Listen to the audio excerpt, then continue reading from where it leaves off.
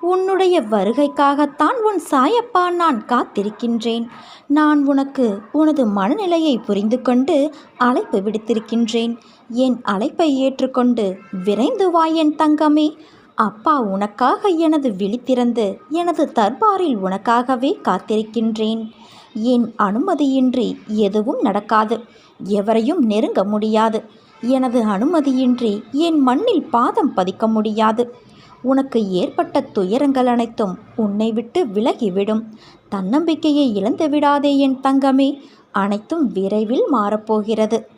உன்னிடம் நான் எத்தனை முறை கூறியிருக்கிறேன், உன்னை விட்டு எந்த சூழ்நிலைகளிலும் நான் விலக மாட்டேன் என்று.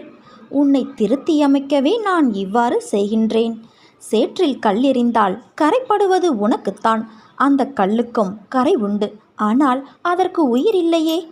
அதே போலத்தான் உனக்கு வரும் பிரச்சனைகளுக்கும்